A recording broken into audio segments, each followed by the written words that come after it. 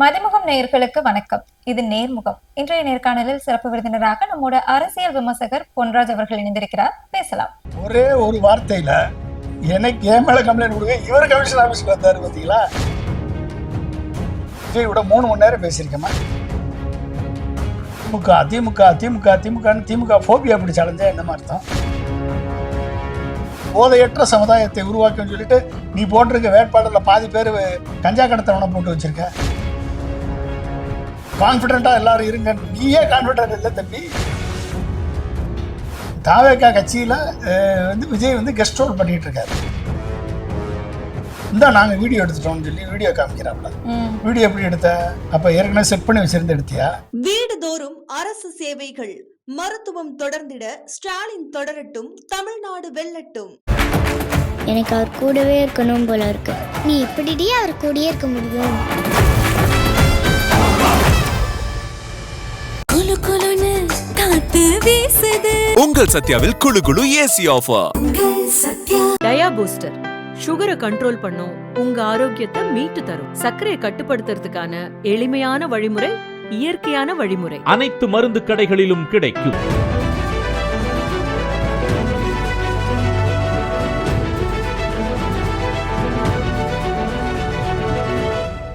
வணக்கம் சார்.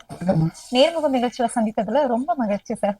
ஒரு பெரிய சர்ச்சைக்கு அப்புறமா சந்திக்கிறோம் சார்.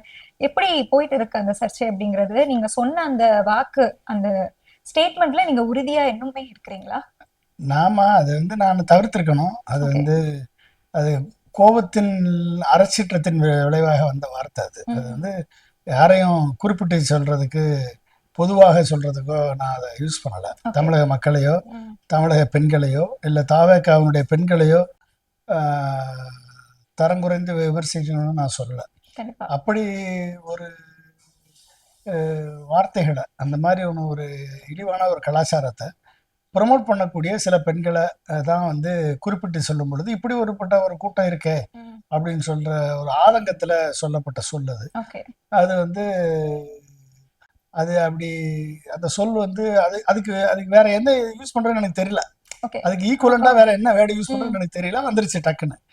அதனால நான் அதை வாபஸ் வாங்குறதுக்கு ரெடியா இருக்கேன். ஆனா இதையெல்லாம் தொடர்ந்து செஞ்சுக்கிட்டு இருக்க விஜய், இதையெல்லாம் வாய்ஸ் ஆஃப் காமன்ஸ்ன்ற ஒரு கம்பெனிக்கு கிட்டத்தட்ட 66 கோடி பணத்தை கொடுத்து ஒரு கால் சென்டர் போட்டு அவதூறு பரப்புறதே தொழிலா வச்சுக்கிட்டு சோசியல் மீடியால, வாட்ஸ்அப்ல ஃபோன் டெலிகாலிங் பண்ணி த்ரெட்டன் பண்றது, அவதூறு பேசுறது, தரக்குறைவா பேசுறது, இதை விட தரந்தாழ்ந்து பேசுறது, மார்பிங் பண்ணி போடுறது, இந்த வேலையை பண்ணிட்டு இருக்கக்கூடிய ஒரு கம்பெனி நடத்திட்டு இருக்காரு விஜய்.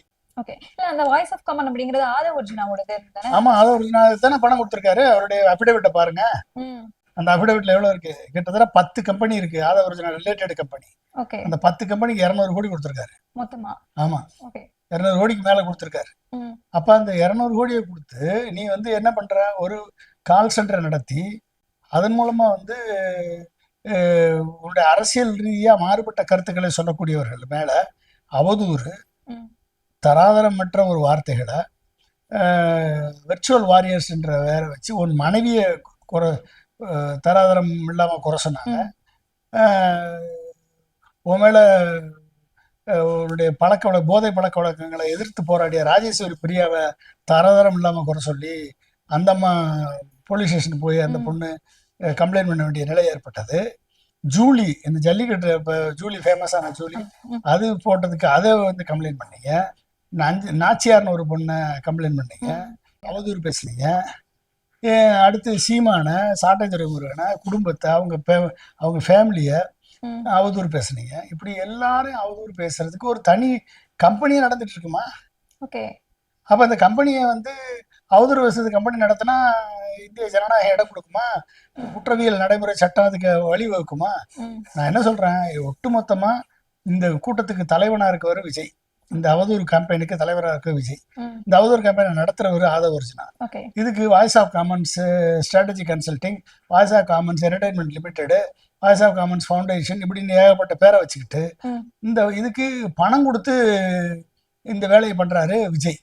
அப்ப யார் தண்டிக்கப்படணும்? விஜய் தண்டிக்கப்படணும், ஆதவ் அர்ஜுனா அரெஸ்ட் பண்ணப்படணும்.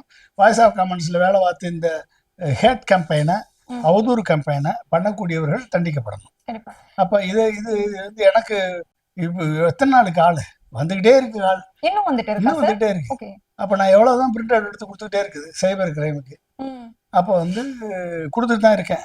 ஆனா இன்னமும் கால் பண்றான், நைட்டு கால் பண்றான், 2 மணிக்கு 3 மணிக்கு 4 மணிக்கு கால் பண்றான். ம். நீ என்ன பண்ண போற, என்னை கால் பண்ணி நீ என்ன, நீ வந்து நான் தான் தெளிவா உனக்கு வந்து பதில் கொடுத்துட்டேன். ம். ஓகே, ஆதாய சூதாடி நீ மன்னிப்பு கேளு, நீயா நானான்றதுக்கு, ஆதாய சூதாடி நீயா நானான்றதுக்கு நான் கேள்வியில கொடுத்துருக்கேன். ம். நீ மன்னிப்பு கேட்டா நானும் மன்னிப்பு கேட்கறேன்னு சொல்லி. விஜயா அத ஒரிஜினாவா? விஜய் ஓகே. ஆதாய சூதாடி அவர் தானே. ம். ஆதவர்ஜுனா அமாவாசை, ஓகே. விஜய் வந்து ஆதாய சூதாடி. ம். இப்போ ஆதாய சூதாடி விஜய் வந்து பதில் சொல்லணும், அமாவாசை அதுக்கு எக்ஸிக்யூட் பண்றாரு. ஓகே. 2 பேரும் அதுக்கு பதில் சொல்லுங்க, நானும் மன்னிப்பு கேட்கறேன். நீங்க மன்னிப்பு கேளுங்க, நானும் மன்னிப்பு கேட்கறேன். ம். நீங்க பெண்கள்கிட்ட மன்னிப்பு கேளுங்க, நான் ஒரு 10 கேள்வி கேட்டிருக்கேன், உங்களுக்கு எல்லாம் தெரியும். ஆமா. ம். அந்த கேள்விகளுக்கெல்லாம் நீங்க மன்னிப்பு கேட்கறீங்களா, நானும் மன்னிப்பு கேட்க தயாரா இருக்கேன். ஓகே. இல்ல கோர்ட்டுக்கு வாங்க, கோர்ட்ல வச்சு நம்ம பேசி முடிச்சுக்குவோம். ம். கோர்ட்ல உங்களுக்கு இந்த கேள்வியை கேட்கறேன், பதில் சொல்லுங்க நீங்க கோர்ட்ல வந்து. ஓகே. இப்போ தேர்தல் விதிமுறைகள் நடைமுறைக்கு வந்துட்டாலே விஜய் வந்து மூலை முடுக்கெல்லாம் போக போறதா அதை ஒரிஜினா சொன்னாங்க. ஆனா அப்படி போகல, டிஎஸ்பி அலுவலகத்துக்கு இந்த கம்ப்ளைண்ட்காக தான் போனாரு. அது போகும்போது உங்களோட மனநிலை எப்படி இருந்தது? எதுக்குமே வெளிவராம இதுக்கு வெளிவந்திருக்கிறாரு அப்படின்றது. அப்ப எனக்கு மனநிலை என்னன்னா, எனக்கு ஒரு மனசுக்குள்ள ஒரு சிரிப்பு தான் வந்துச்சு. ஓகே. என்ன சிரிப்புன்னா, இந்த பெண்கள்லாம் வந்து அவதூறு பிரச்சனையை தாங்க முடியாம, ராஜேஸ்வரி பிரியா, ம். ஜூலி, ம். அப்புறம் நாச்சியார், இப்படிப்பட்ட பெண்கள் வந்து அவங்கள வந்து தரக்குறைவா விமர்சனம் பண்ணி, அவங்கள வீன்னு சொல்லி, தேன்னு சொல்லி, விபச்சாரம் எல்லாம் சொல்லி, ம். இப்படியெல்லாம் வந்து அவங்கள வந்து தரக்குறைவா விமர்சனம் பண்ணி, அவர்கள் வந்து டிஜிபி ஆஃபீஸில் போய் கம்ப்ளைண்ட் கொடுக்க, கமிஷனர் ஆஃப் போலீஸ் ஆஃபீஸில் போய் கம்ப்ளைண்ட் கொடுக்க போய் கம்ப்ளைண்ட் கொடுத்து பேட்டியெல்லாம் கொடுத்துருக்காங்க, உங்களுக்கு எல்லாம் தெரியும். ம். அதே மாதிரி சாட்டை துரைமுருகனை, சீமானை, ம்.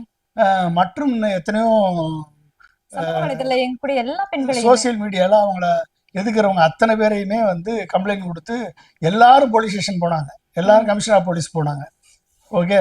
ம். ஆனா ஒரே ஒரு வார்த்தையில எனக்கு என் மேல கம்ப்ளைண்ட் கொடுக்க இவர் கமிஷனர் ஆஃபீஸ்க்கு வந்தாரு, பாத்தீங்களா? இந்த விஜயவே பணியோரை தாண்டி வர வச்சது நீங்க தான் சார். அந்த பெருமை உங்களுக்கு தான் இருக்கு, அதையும் சொல்லணும். அது காரணம் வந்து ஒண்ணு வந்து நான் சொல்லக்கூடிய விமர்சனங்கள் உண்மை, அவங்கள சுடுது.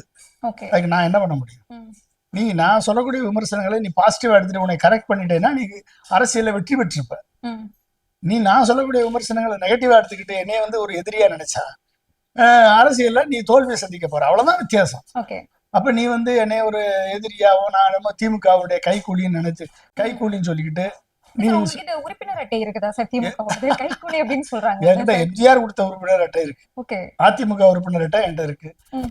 எங்க எப்ப 1980s நான் காலேஜ் படிக்கும் போது எம்ஜிஆர் கையெழுத்து போட்டு கொடுத்த உறுப்பினர் அட்டை, பாவு சண்முகம் கையெழுத்து போட்ட உறுப்பினர் அட்டை நான் வாங்கியிருக்கேன். ம். ம். அப்ப அதுக்கப்புறம் நான் எந்த கட்சியும் கிடையாது. எம்ஜிஆர் காலத்துக்கு பிறகு நான் வந்து அதிமுகவும் கிடையாது, திமுகவும் கிடையாது, எந்த கட்சியிலையும் கிடையாது. ஓகே. நான் வந்து எல்லா கட்சிகளுக்கும், ஆட்சிக்கு வரக்கூடிய கட்சிகளுக்கு எங்களால முடிஞ்ச இந்த நாட்டுக்கு நன்மை செய்யக்கூடிய திட்டங்களை, கொள்கைகளை ம். அவங்களுக்கு எங்களால முடிஞ்ச அளவுக்கு சொல்லி அவங்கள வந்து ப்ரமோட் பண்றது, அவங்கள வந்து அவங்களுக்கு ஹெல்ப் பண்றது, ஒரு டெவலப்மெண்டல் பாலிடிக்ஸை ப்ராக்டிஸ் பண்றதுக்கு 15 ஸ்டேட் கவர்மெண்ட்டுக்கு நான் வந்து ஆலோசகரா அப்துல் கலாம் அவர்களோட இணைந்து பணியாற்றியிருக்கேன். Okay. Political developmental politics practice பண்றதுக்கு. இது வந்து பிரசாந்த் கிஷோர் பண்ற மாதிரி எலெக்ஷன் பாலிடிக்ஸ் இல்ல, பொலிட்டிக்கல் பாலிடிக்ஸ் கிடையாது. ம். ஓகே. நான் பண்றது டெவலப்மெண்டல் பாலிடிக்ஸ். ஓகே. நீ இப்போ ஆயிரக்கணக்கான வாக்குறுதிகள் கொடுக்குறாங்க, இலவசம் கொடுக்குறாங்க. ம். ஒவ்வொருத்தரும் 1 லட்சம் கோடிக்கு 1.25 லட்சம் கோடி 1.5 லட்சம் கோடிக்கு வந்து வாக்குறுதி, இலவச வாக்குறுதி கொடுத்துருக்காங்க. ம். இவங்க ஆட்சிக்கு வந்த பிறகு இதை செய்ய முடியாம போயிடும். ம். அப்ப செய்வதற்கு என்ன செஞ்சா வழிமுறைகள். இதை செய்யும்? வரி இல்லாத வருமானத்தை எப்படி பெருக்குவது, ம். எப்படி வந்து ஒவ்வொரு துறையிலையும் எக்கனாமிக்ஸை வந்து பொருளாதாரத்தை வந்து முன்னேற்றுவது, ம். அக்ரிகல்ச்சர்ல, இண்டஸ்ட்ரியில, மேனுஃபேக்சரிங் செக்டார்ல, சர்வீஸ் செக்டார்ல எப்படி வந்து உயர்த்துவது, எப்படி நான் டாக்ஸபிள் ரெவென்யூ கொண்டு வருவது, ம். என்னென்ன ஸ்கீம் ரிஃபார்ம் கொண்டு வந்தா நீங்க வந்து ஒரு ஸ்டேட் வந்து, ஒரு மாநிலம் வந்து வளர்ந்த நாடுகளுக்கு இணையான நாடாக மாற முடியும்னு 15 ஸ்டேட் கவர்மெண்ட்டுக்கு நான் ஐடியா கொடுத்துருக்கேன், free of cost. Okay. Prashant sir மாதிரி 350 கோடி சார்ஜ் பண்ணிட்டு நாங்க கொடுக்கல. ம், அதனாலதான் அதுக்கு வேல்யூ இல்லை, மதிப்பு இல்லை.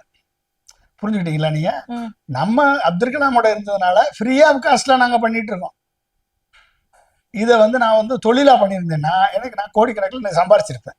கண்டிப்பா. நான் தொழிலா அதை பண்ணல, இது ஒரு சேவையா ஒரு கடமையா பண்ணேன் நான். ம், அப்ப அந்த இதை வந்து 2012லயோ 13லயோ தாமு என்னைய இங்க வர சொன்னாப்புல, விஜய் உங்களோட பேசணும்னு சொல்றாரு, நீங்க வாங்கன்னு சொல்லி கூப்பிட்டு விஜயோட 3 மணி நேரம் பேசியிருக்கேம்மா 2013 2013ல. ஓகே.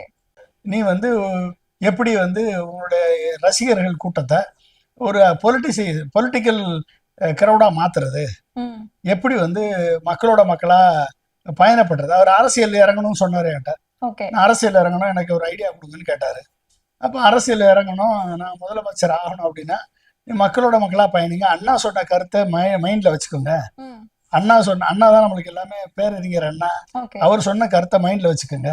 ம், வச்சுக்கிட்டு மக்களோட மக்களா பயணிங்க, மக்களோட வாழுங்க, மக்களோட பழகுங்க, மக்களோட துன்பங்களை அறிஞ்சுக்கங்க, மக்களுக்கு சேவை பண்ணுங்க.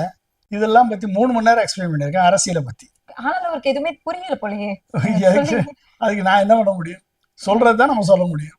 புரிஞ்சிருந்தா இந்நேரம் வந்து அவர் ரிஃபார்ம் ஆயிருப்பாரு, நல்ல ஒரு அரசியலை பிராக்டிஸ் பண்ணியிருப்பாரு, ஒரு மாற்றம் வந்திருக்கும். அது புரியல. அதோட அதுக்கப்புறம் அன்னைக்கு எங்களுக்கெல்லாம் மதிய சாப்பாடு போட்டது சங்கீதா அம்மா தான். ஓகே. அவங்க தான் சாப்பாடு போட்டாங்க, நான் எல்லாம் சாப்பிட்டுட்டு வந்தேன். ம். அப்ப அதோட சரி. அதுக்கப்புறம் நான் வந்து நாட் மீட்டிங். இப்ப நிலைமையே மாறி போச்சு. இப்ப நிலைமையே மாறி போச்சு. நீ அரசியல் இறங்கு. ம். அரசியல்ல ஒரு எதிர்பார்ப்பு இருந்துச்சு, இறங்கும் போது நான் வரவேற்றேன், ம், அவருடைய அரசியலை வரவேற்றேன், எதிர்பார்த்தேன் நல்லபடியா வரும்.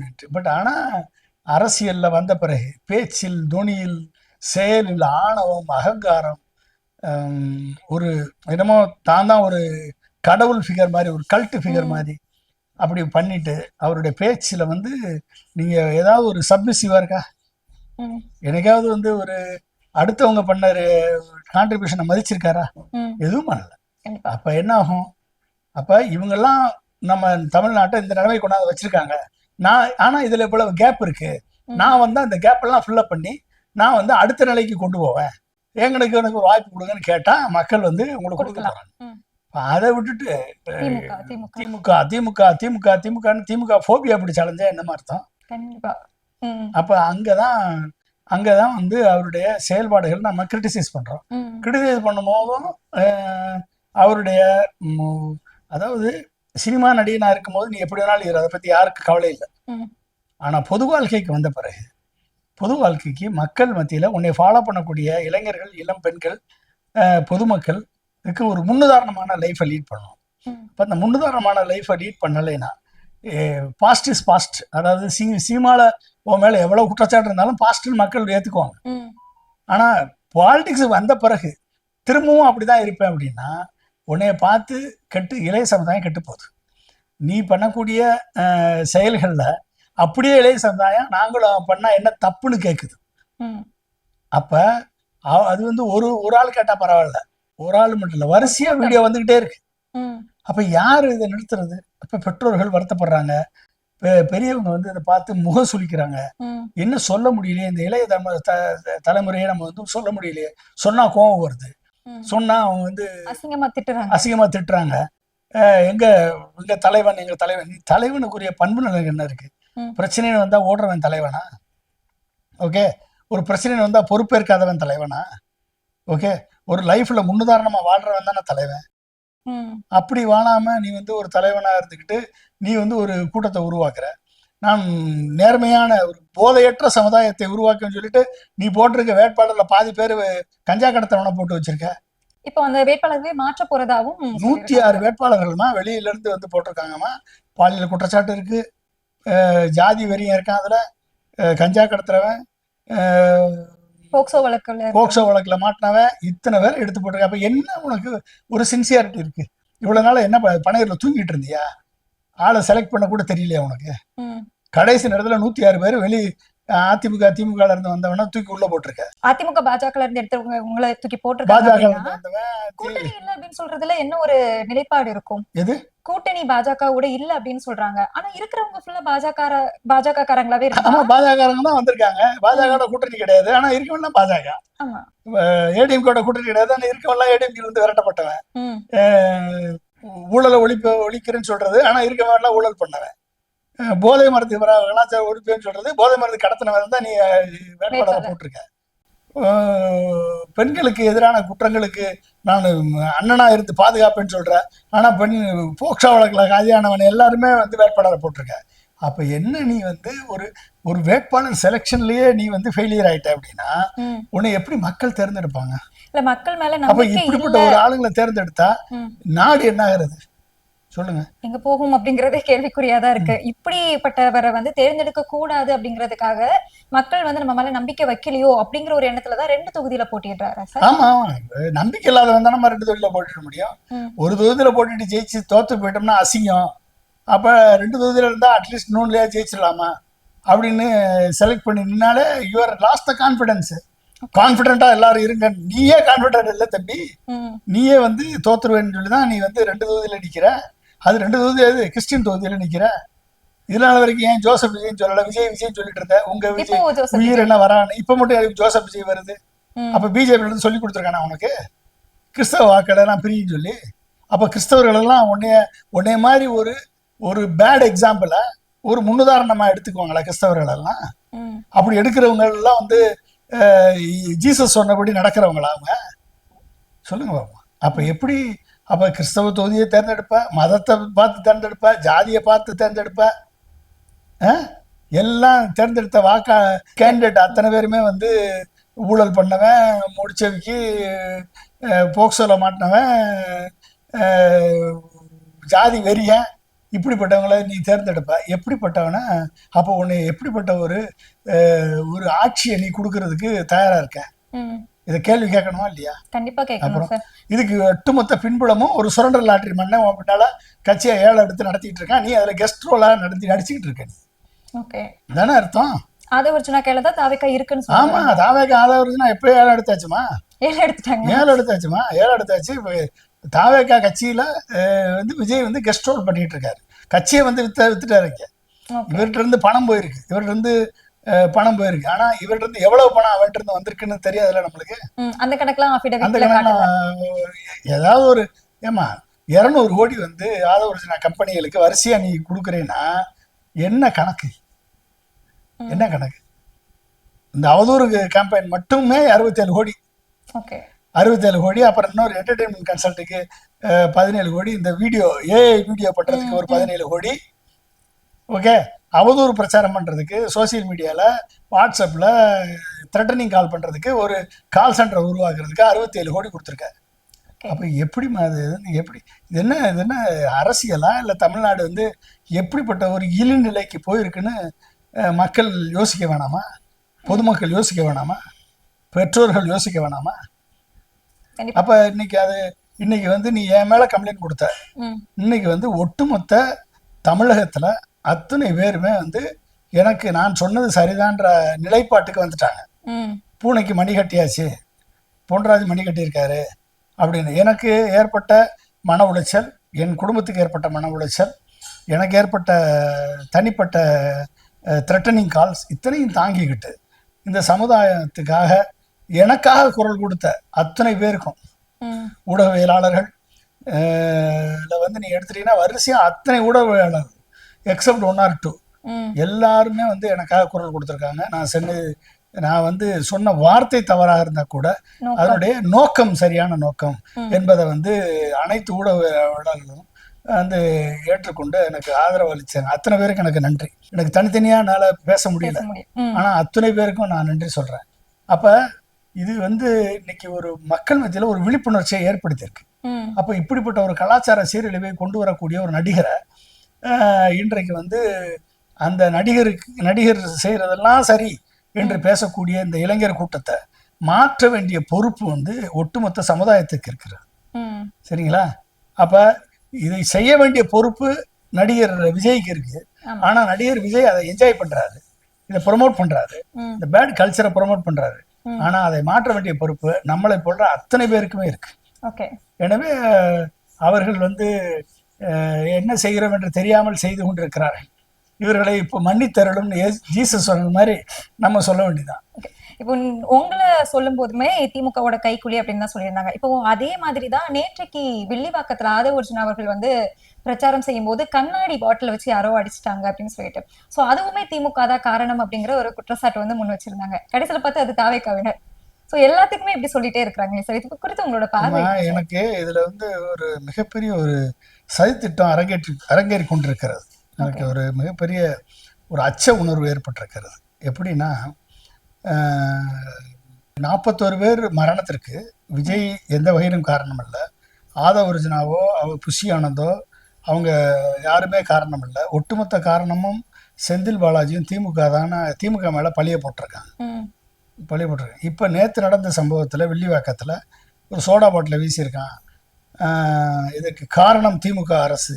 உடனடியாக அவனை கைது பண்ணல அப்படின்னா நான் வந்து போராட்டம் பண்ணுவேன், இங்கேயே இருப்பேன், இங்கேயே இருந்து போராட்டம் பண்ணுவேன் அப்படின்லாம் வந்து வீரவசனம் பேசினாரு ஆதவர்ஜுனா. போலீஸ் உடனே அவனை அரெஸ்ட் பண்ணிட்டாங்க. நாங்கள் வீடியோ எடுத்துட்டோம்னு சொல்லி வீடியோ காமிக்கிறாப்புல. வீடியோ எப்படி எடுத்த? அப்போ ஏற்கனவே செட் பண்ணி வச்சிருந்து எடுத்தியா? அது மாடி மேலேருந்து எடுத்திருக்கான் வீடியோ. அப்போ மாடி மேலேருந்து எடுத்திருக்கான் அப்படின்னா வந்து ஏற்கனவே நீ சொன்னால் அரெஸ்ட் பண்ணி வந்தா அவன் தாவக்கா காரனா இருக்கான். 2 பேருமே தாவக்கால உறுப்பினராக இருக்கான் பொழுது. அப்போ தாவக்கா காரனை வச்சுக்கிட்டே நீ வந்து மாடியில் இருந்து ஒரு செட்டப் நாடகத்தை நடத்தி சோடா பாட்டில் வீசி ஒரு பழியை தூக்கி அதில் ஏதாவது யாருக்காவது பெண்களுக்கு கண்ணில் பட்டு காயம் பட்டுச்சுன்னா என்ன ஆகும்? மண்டையில் பட்டுச்சு, மண்டை உடைஞ்சிருந்தா என்ன ஆகும்? அப்போ நீ உன் கட்சி கூட்டத்துக்கு உனக்கு ஓட்டு போடுறதுக்காக நீ பேசுறது கேட்கறதுக்காக வந்திருந்த உட்கார்ந்த பெண்கள் மேலே உன் ஆளு செட்டப் பண்ண ஆளுகளே வந்து சோடா பாட்டில் வீச வச்சிருக்க அப்படின்னா எப்படிப்பட்ட மனநிலை கொண்டவன் அப்படின்னு நீங்க பாருங்க.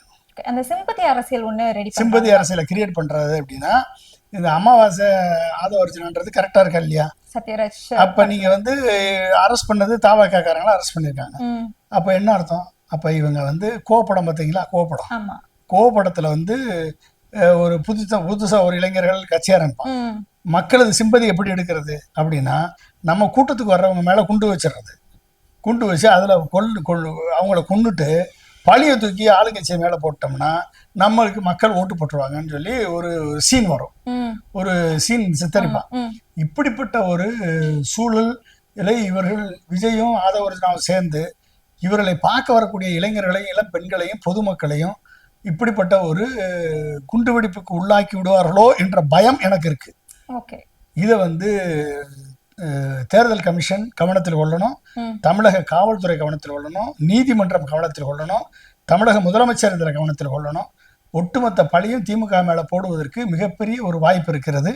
நான் இதை தாண்டி என்ன சொல்றேன்னா, விஜய் கூட்டத்துக்கு போகக்கூடிய பொதுமக்கள், இளைஞர்கள், இளம் பெண்கள், ஆர்வ மிகுதியில போகக்கூடிய குழந்தைகள், இவங்கெல்லாம் கொஞ்சம் ஜாக்கிரதையா இருங்க. எந்த நேரத்துல எது நடக்கும்னு தெரியாது, இவன் என்ன பண்ணுவான்னு தெரியாது, எந்த ஊர்ல இந்த குண்டை வைக்க போறாங்கன்னு தெரியாது நம்மளுக்கு. அதனால கொஞ்சம் ஜாக்கிரதையா போங்க, ஜாக்கிரதையா இருங்க. இல்லைன்னா அவாய்ட் பண்ணிட்டு டிவியில பாருங்க. நீங்க வந்து இப்படி போய் மாட்டி உயிரை விட்டுறாதீங்க அப்படின்ற ஒரு வேண்டுகோளை நான் ஒரு எச்சரிக்கை உணர்வோட சொல்றேன். ஆனா இது நடக்கிறதுக்கு வாய்ப்பு இருக்கு. ஏன்னா ஒரு அந்த அமாவாசை கேரக்டரை அப்படிதான் நினைக்கும். ஏன்னா நம்ம ஏற்கனவே பார்த்துருக்கோம், புல்வாமா தாக்குதல்ல 40 இராணுவ வீரர்களது உயிர் பறிக்கப்பட்டு அதுக்கு காரணமாக சரியான நடவடிக்கை எடுக்காம எச்சரிக்கை உணர்வை புறந்தள்ளி அந்த சிஆர்பிஎஃப் வீரர்களை வந்து ரோடு வழியா போக வச்சு தீவிரவாதிகள் தாக்குதலுக்கு ஏற்பாடு செய்து கொடுத்தார் பிரதமர், உள்துறை அமைச்சர் என்று குற்றம் சாட்டி சொன்னாரு சத்யபால் மாலிக் என்ற கவர்னர். நம்ம சொல்லல, அவர் தான் சொன்னார் குற்றச்சாட்டு. அப்படிப்பட்ட கவர்னரை ஒதுக்கி வச்சு கடைசியில் அவர் இறந்து போயிட்டாருன்னு வச்சுக்கோங்க. இதை வந்து இந்த புல்வாமா தாக்குதல்ல இவங்க பண்ணிட்டாங்கன்னு சொல்லி அதை வந்து தேர்தலுக்கு பயன்படுத்தி வெற்றி பெற்றது பிஜேபி. இப்ப 41 மரணத்தை அனுதாபமா மாற்றி விஜய்க்கு அனுதாபம் மாற்றி வச்சிருக்காங்க. இனிமேல் அடுத்த ஒரு குண்டு வெடிப்புக்கு மக்கள் வந்து பலியாகி விடக் கூடாது என்ற நல்லெண்ணத்தின் அடிப்படையில நான் வந்து இதை எச்சரிக்கையா சொல்றேன். சம்பந்தப்பட்டவர்கள், இந்த மாதிரி விஜய் கூட்டத்துக்கு போகிறவர்கள் கொஞ்சம் புரிஞ்சு கொண்டு கொஞ்சம் உங்களை நீங்க உங்க பெற்றோர்கள் குழந்தைகளை பாதுகாத்துக்கிறது நல்லதுன்றது எனது கருத்து. இல்லைன்னா நீங்க இப்ப தானா போய் சாகணும்னா நான் ஒன்றும் பண்ண முடியாது.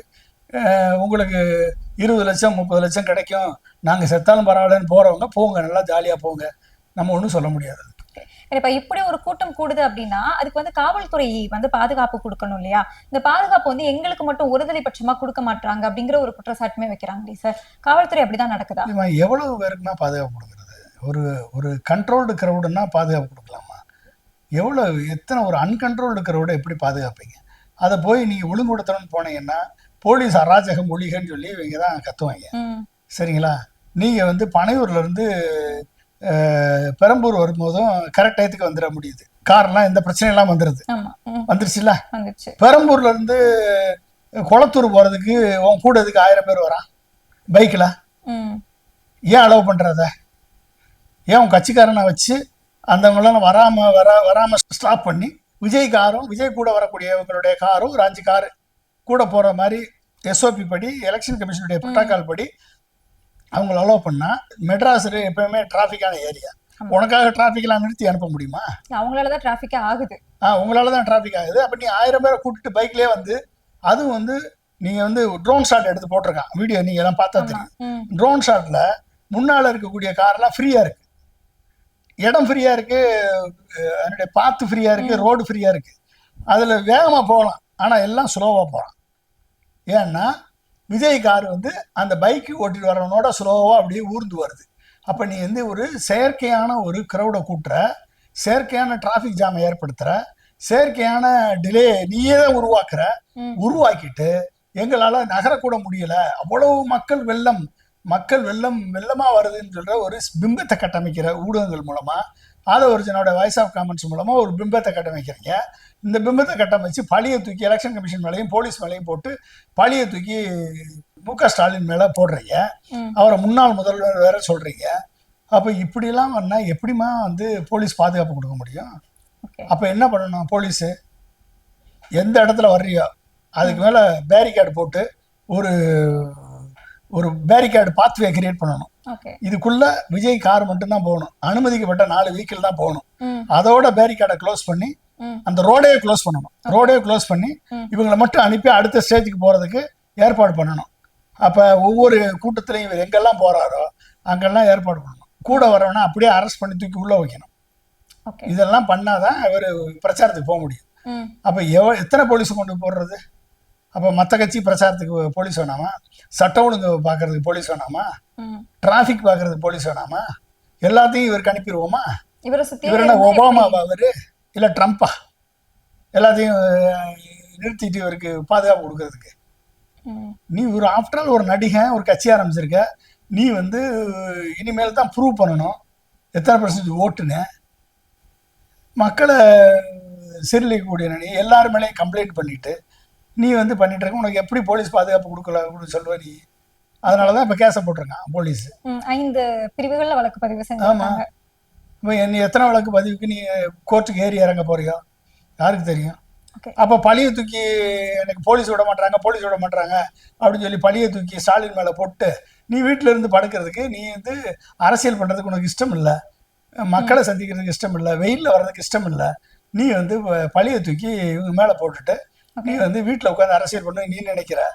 வாட்ஸ்அப்ல மெசேஜ் பண்ணி கல்யாண பத்திரிகை அனுப்புவாங்கல்ல மெசேஜ், நம்மளும் வந்து பொங்கல் வாழ்த்து கல்யாண பத்திரிகை வாட்ஸ்அப்ல அனுப்பிடுவோம், நியூ இயர் கிரீட்டிங்ஸ் வாட்ஸ்அப்ல அனுப்பிடுவோம், நேரடியாக பார்க்க மாட்டோம். அதே மாதிரி வாட்ஸ்அப்ல எல்லாம் பண்ணிட்டு சோசியல் மீடியால பண்ணிட்டு ஓட்டு மட்டும் வேற அங்கே போயிடுவாங்க மக்கள். அவ்வளவுதான் முடிவு. இல்ல இப்போ இவங்களோட ஆட்சி அமையல அப்படின்னா, என்டிஏவோட ஆட்சியும் அமையல அப்படின்னா 2 பேரும் சேர்ந்து நாங்க கூட்டணி வச்சு ஆட்சி அமைப்போம் அப்படின்னு இன்னைக்கு ராமதாஸ் அவர்கள் வந்து மத்திய அமைச்சர் பேசியிருக்காங்க. எப்படி பாக்குறீங்க சார்? என்ன கணக்கு இது? அது நான் ஏற்கனவே தொடர்ந்து ஒரு 6 மாதமா சொல்லிட்டு தான் இருக்கேன். இவங்களுடைய அமித்ஷாவுடைய கணக்கு என்னன்னா, விஜய் வந்து எப்படியாவது ஒரு 20 இடத்துல ஜெயிக்க வைக்கணும் விஜய. அதுக்குதான் வந்து நீ கிறிஸ்தவ ஓட்டுகளை பிரி, கிறிஸ்தவ தொகுதியில நில்லு அப்படின்னு 2 இடத்துல நிக்க சொல்லி அசைன்மெண்ட் கொடுத்துருக்காரு அமித்ஷா விஜய்க்கு. அது மாதிரி பெரம்பூர்லயும் திருச்சி ஈஸ்ட்லயும் நிக்கிறாரு. மற்றதெல்லாம் வந்து அவருக்கு தகுந்த வேட்பாளர்களை போட்டு ஒரு 20 பேரை ஜெயிக்க வைக்கிறது. ஜெயிக்க வச்சாச்சுன்னா 20 ஆச்சா? ஏடிஎம்கே ஒரு 80, பிஜேபி ஒரு 20, அப்ப 80, பிஜேபி 20, 100, இவர் ஒரு 20, 120 தான் போதும்ல.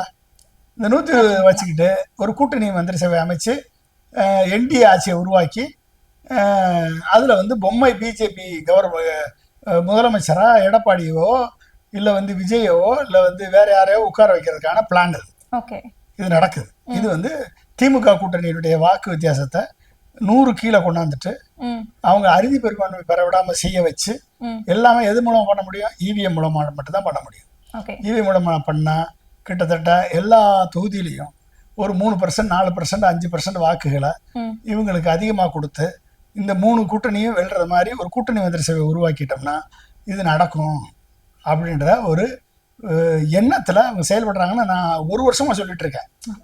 இவிஎம், எஸ்ஐஆர், எலெக்ஷன் கமிஷன் இந்த 3ஐயும் அமித்ஷா கையில வச்சிருக்காரு. அவர் என்ன முடிவு எடுக்கிறாரோ அந்த முடிவு தான் வரப்போகுது. அதான் நடக்க போகுது. ஆனா இதையும் தாண்டி திரு மு.க. ஸ்டாலின் அவர்கள் ஒரு 50% ஒரு பெர்செப்ஷனை கிரியேட் பண்ணியிருக்காரு. 50% மேல கூட்டணியுடைய பலம் இருக்கிறது என்பதை பெர்செப்ஷனை கிரியேட் பண்ணியிருக்காரு. அதை தாண்டி இப்படிப்பட்ட ரிசல்ட் வந்துச்சுன்னா இதை தமிழக மக்கள் ஏற்க மாட்டார்கள். ஒரு தோல்வி வந்துடுச்சு அப்படின்னா பொதுவா எடுத்து வைக்கக்கூடிய காரணம் வந்து இவிஎம் மிஷின் மூலமா கோளாறு பண்ணிட்டாங்க, ஏமாற்றிட்டாங்க அப்படின்னு சொல்லிட்டு தான். சோ தோல்வி வந்தாலே இதையே எடுத்து வைக்கிறோமே. தோல்வி வந்தா கிடையாதுமா, இது வந்து இவிஎம்ல ஹேச்சிங் பண்ண முடியும்ன்றதை நான் டெமான்ஸ்ட்ரேட் பண்ணி காமிச்சிருக்கேன். இவிஎம்ல எப்படி ஹேச்சிங் பண்ண முடியும்? சிம்பிள் லோடிங்ல என்ன மாதிரி திகிடுதத்தை பண்ண முடியும்? எந்த சிம்பிளுக்கு ஒரு பேட்டர்னை மட்டும் சொருகிட்டு உள்ள வந்து ஹேச் பண்ணப்பட்ட சாஃப்ட்வேர் உள்ள லோட் பண்ணிட்டோம்னா எல்லா இவிஎம்லையும் நீ சிம்பிள் லோடிங் டைம்ல வெறும் சிம்பிளா லோட் பண்ணா இவிஎம் வந்து ஒழுங்கா ஒர்க் பண்ணும். யாருக்கு என்ன ஓட்டு விழுஞ்சோ அதே ஓட்டு கிடைக்கும். ஆனா சிம்பிள் லோடிங் டைம்ல நீங்க இந்த சின்னத்துக்கு 8% கூட வரணும் அப்படின்னு சொல்லி ஒரு 7% கூட வரணும்னு சொல்லிட்டீங்கன்னா விழுகிற ஓட்டுல 7% கூட வரும், 8% கூட வரும். எந்த சிம்பிளுக்கு போடுறீங்களோ அந்த சிம்பிளுக்கு. அதனாலதான் நம்ம சொல்றோம் 100% விவிபேட்டை யூஸ் பண்றீங்க. விவிபேட் ஸ்லிப்பை எண்ணி அனௌன்ஸ் பண்ணுங்க, விவிபேட் ஸ்லிப்பை எண்ணுங்க, இவிஎம்ஐ எண்ணுங்க. 2 மேட்ச் ஆயிடுச்சுன்னா நாங்க ஏத்துக்கிறோம். இதுல 5% தான் எண்ணுவோம் அப்படின்ற வேலையெல்லாம் ஆகாது. 100க்கு 100 அனைத்து இவிபேட் மெஷினையும் எண்ணி அனௌன்ஸ் பண்ணுங்க. இந்த ரிசல்ட் கரெக்ட்னு ஏத்துக்கிறோம். இதுல என்ன உங்களுக்கு பிரச்சனை? ஏன் இதை பண்ண மாட்டீங்க? எலெக்ஷன் கமிஷன் ஏன் இதை மறுக்கிறீங்க? டிலே ஆகும். ஏன் போய் சுப்ரீம் கோர்ட்ல போய் சொல்றீங்க? அப்ப அங்கதானே டிலே ஆகும். நீ போய் சொல்றதே தவறு. ஒரு பேப்பரை பேலட் பேப்பரை மடிச்சு 10ஆ மடிச்சு அப்புறம் திருப்பி அதை ஓப்பன் பண்ணி வரிசையா அடுக்கி அதுக்கப்புறம் எடுத்து ஒவ்வொரு சின்னத்துக்கும் போட்டு அதுக்கப்புறம் அதை எண்ணி சொல்றது தான் லேட் ஆகும். இது ஒரு ஸ்லிப் எடுத்து ஒரே ஸ்லிப்ல ஒரே பிரிண்ட் தான் வருது, சின்னம் மட்டும் தான் வருது. அந்த சின்னத்தை எடுத்து அப்படியே டக்கு டக்குன்னு போட்டா அதை விட சீக்கிரம் எண்ணிடலாம். ஓகே. அப்ப இதை வந்து சுப்ரீம் கோர்ட் ஏமாத்துது, சுப்ரீம் கோர்ட் இதை கேள்வியே கேட்க மாட்டேது. எலெக்ஷன் கமிஷன் ஏமாத்துது, எலெக்ஷன் கமிஷன் சொல்றதை கேட்குறா. எலெக்ஷன் கமிஷன் அமித்ஷாவும் மோடி சொல்றதுபடி ஆடுது.